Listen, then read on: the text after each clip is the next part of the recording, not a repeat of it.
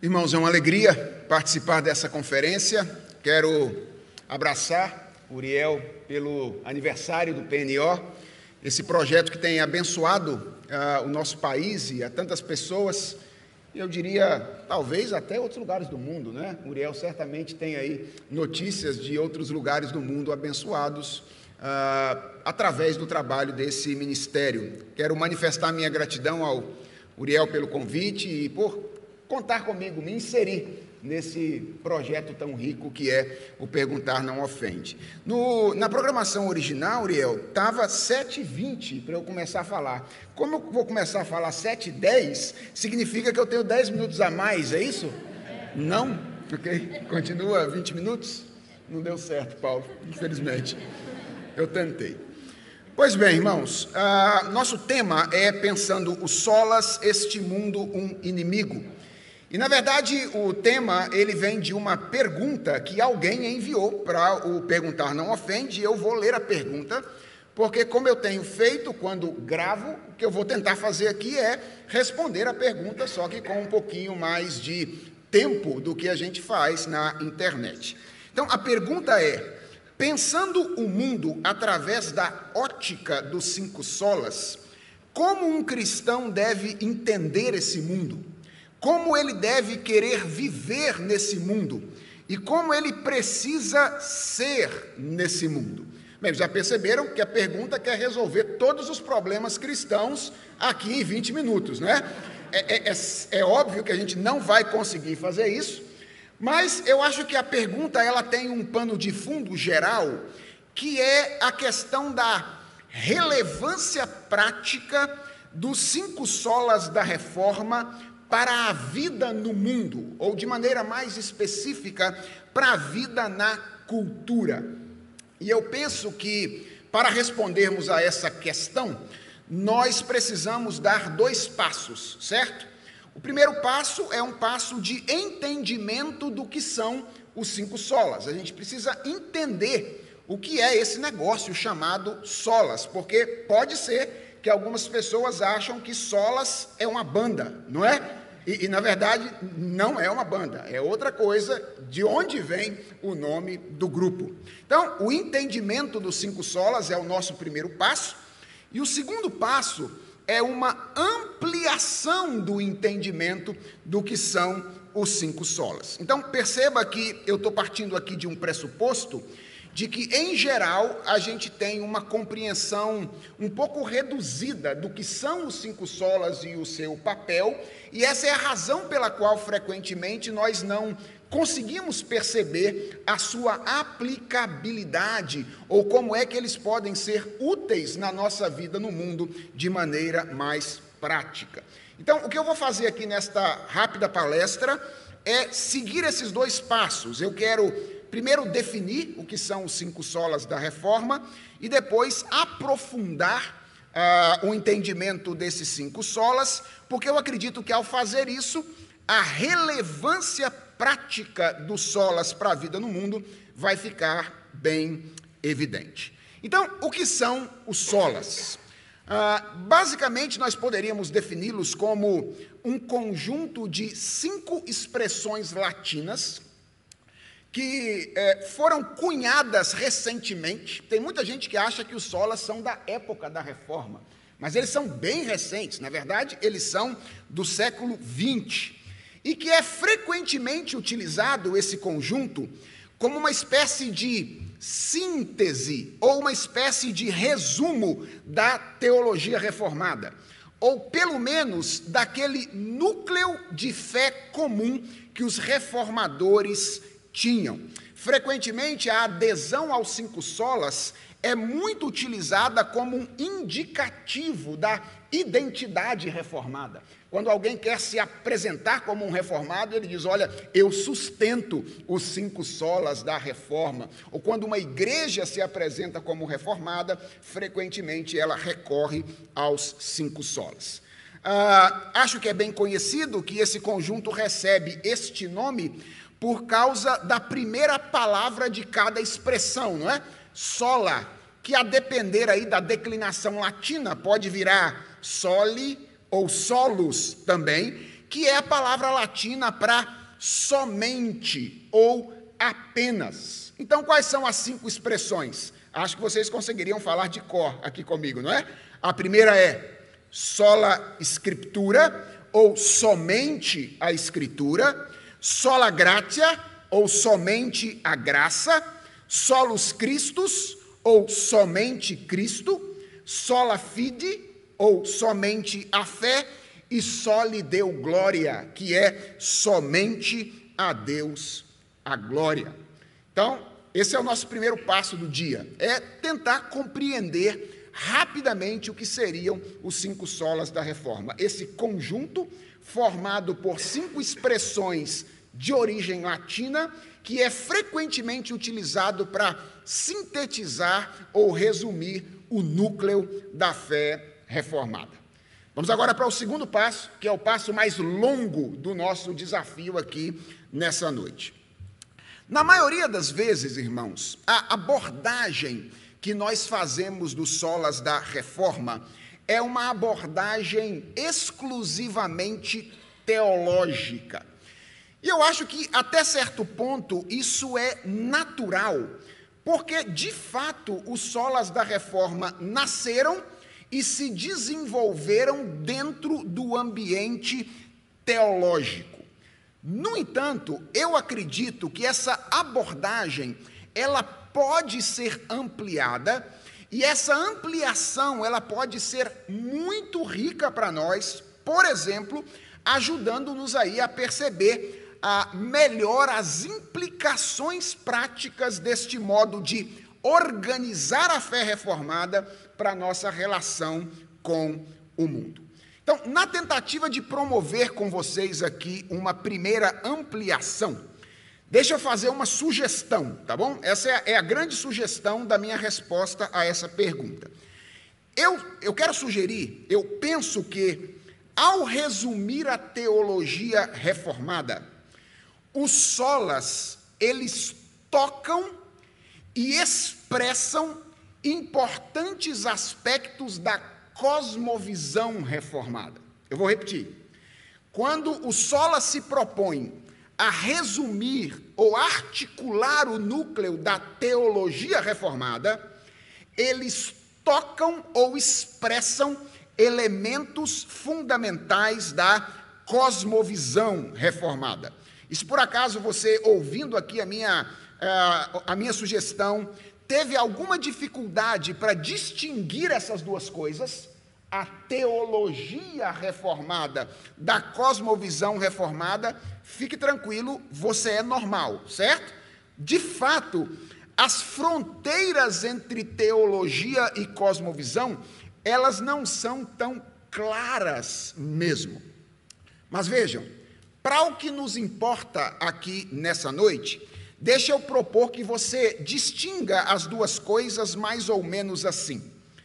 Quando eu falo de teologia reformada, eu estou me referindo à maneira como os reformadores e, posteriormente, os reformados interpretam a Bíblia e articulam teoricamente a mensagem da Escritura, mais diretamente relacionada à questão da salvação e à questão da vida eclesiástica.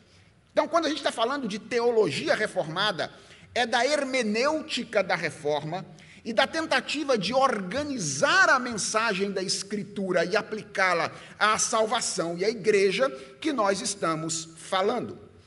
Quando nós falamos da cosmovisão reformada, nós estamos falando da maneira como os reformados percebem mais imediatamente a realidade e a maneira como eles articulam os princípios da sua relação com a realidade de uma maneira mais ampla, não apenas agora pensando na salvação e na igreja, mas pensando agora na vida no mundo de um modo geral.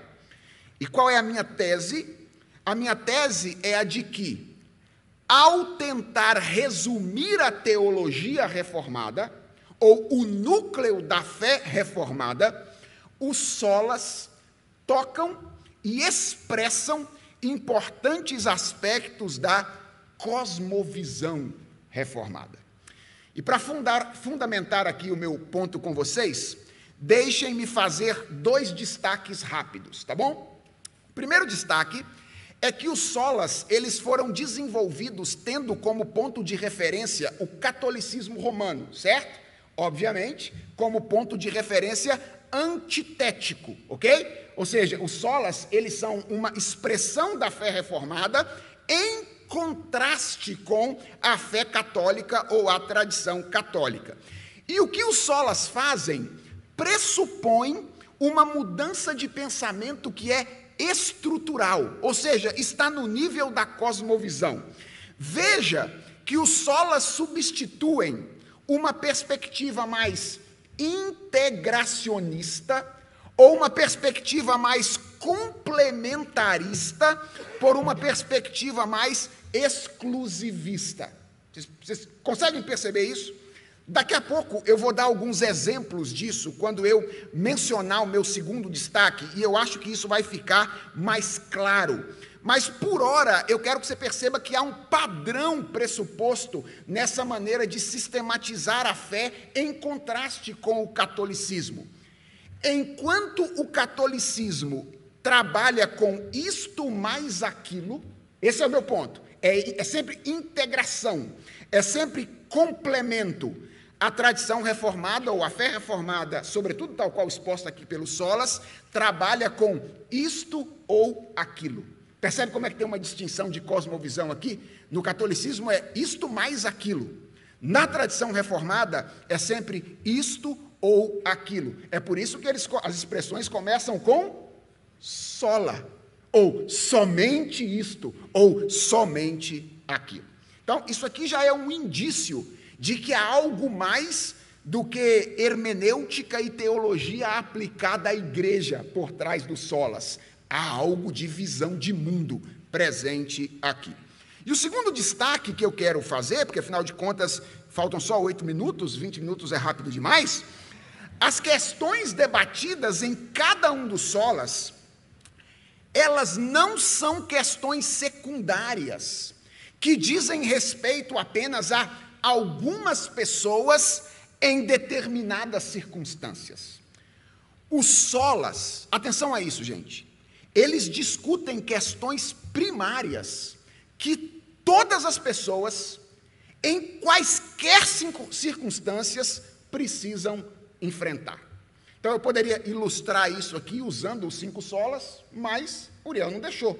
Então, eu vou tentar ilustrar com alguns dos solas. Então, vamos pensar no primeiro sola, certo? Que é o sola scriptura. Qual é a questão pano de fundo deste sola?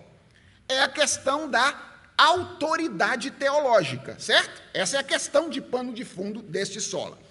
O que ele propõe? Basicamente, ele propõe que, enquanto o catolicismo romano defendia que a autoridade teológica era escritura mais tradição, os reformadores afirmaram a exclusividade da escritura como autoridade teológica. É isso que o primeiro sola está propondo para nós ao articular essa questão. Uma coisa importante, isso não significa que os reformadores ignoraram completamente o lugar da tradição na elaboração teológica. Não foi à toa que eles recorreram aos credos da igreja com muita frequência, não foi à toa que eles legaram à posteridade confissões, várias confissões, é porque eles acreditavam no papel e na autoridade da tradição. Mas o que eles fizeram foi submeter a autoridade da tradição à autoridade da Escritura.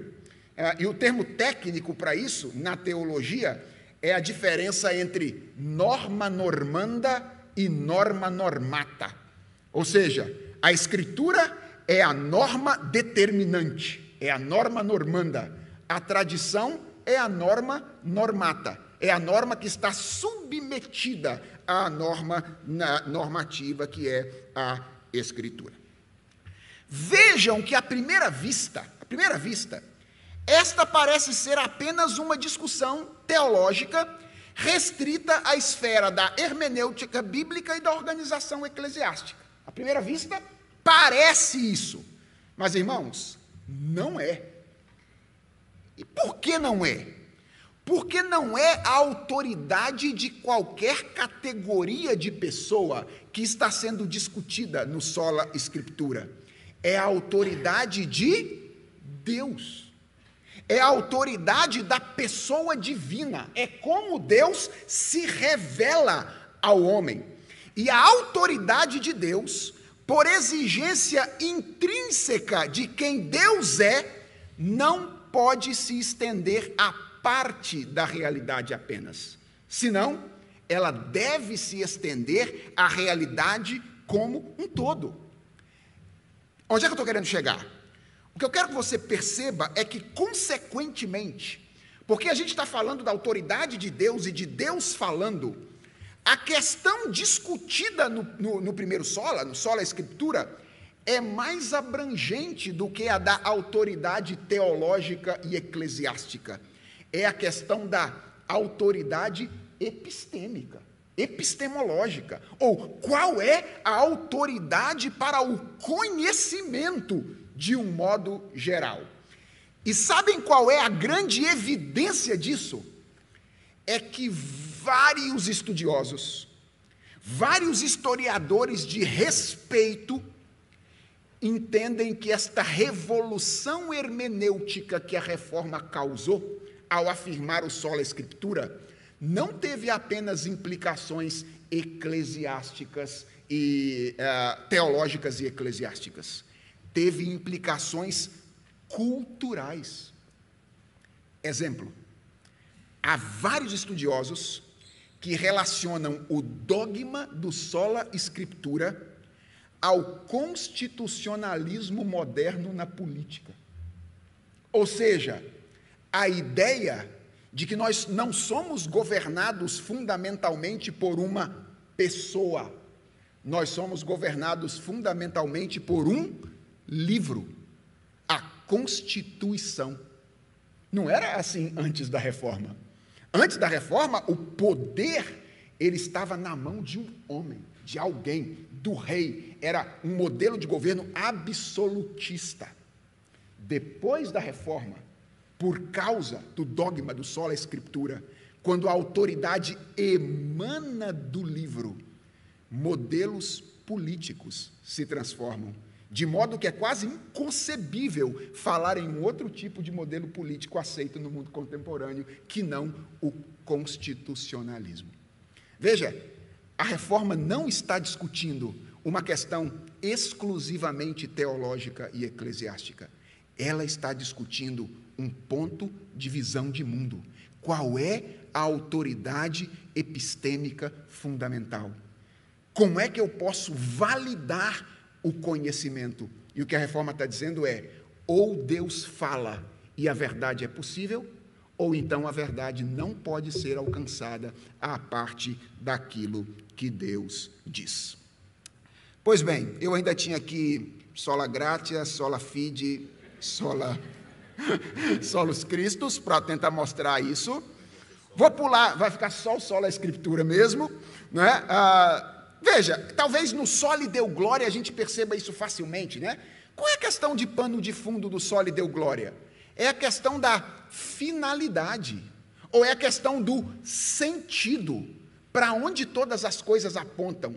Qual é a razão de ser das coisas? Ora, a gente sabe que essa não é uma questão meramente teológica ou eclesiástica. Não existe um ser humano sequer que não tem que oferecer uma resposta para essa pergunta.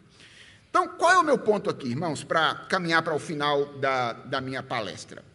É que se nós considerarmos os solas apenas da perspectiva teológico-eclesiástica, possivelmente a gente vai ter mais dificuldade de perceber como eles afetam de maneira prática a nossa vida no mundo. Então, o que nós precisamos fazer, na minha opinião, e assim acho que de alguma forma atinge o objetivo do PNO, que é instigar as pessoas a correrem atrás da continuidade do conhecimento. Eu creio que nós precisamos, de alguma forma, aprofundar a interpretação que nós fazemos deste sola, perceber como eles tocam em princípios fundamentais de cosmovisão, e nós estaremos mais aptos a perceber como eles devem nortear a vida de um cristão no mundo, independentemente do contexto histórico e cultural no qual esse cristão vive. Então, alguns princípios que eu acho que estão lá presentes no Solas. O princípio da teocentricidade da realidade e da vida humana em particular. Veja, isso afeta todas as decisões que o indivíduo toma na vida. Outro princípio, o princípio da gratuidade da redenção. Os solas dizem que a redenção não é uma conquista, a redenção é uma dádiva, é um presente. Olha como é que isso afeta a vida das pessoas no mundo, como isso afeta a vida emocional das pessoas. É o meu cronômetro. O princípio da centralidade hermenêutica das Escrituras. Pensa no impacto disso para a ciência, a autoridade hermenêutica das Escrituras. Então, terminando mesmo, a pergunta é, pensando o mundo através da ótica dos 5 solas, como um cristão deve entender esse mundo, como ele deve querer viver nesse mundo e como ele precisa ser nesse mundo? Bem, a gente precisa de uma vida toda para responder toda essa pergunta, né? Mas hoje a resposta é, eu creio que o cristão, à luz dos 5 solas, deve perceber o mundo ou entender o mundo como um mundo que tem significado e cujo significado pode ser compreendido a partir da revelação de Deus.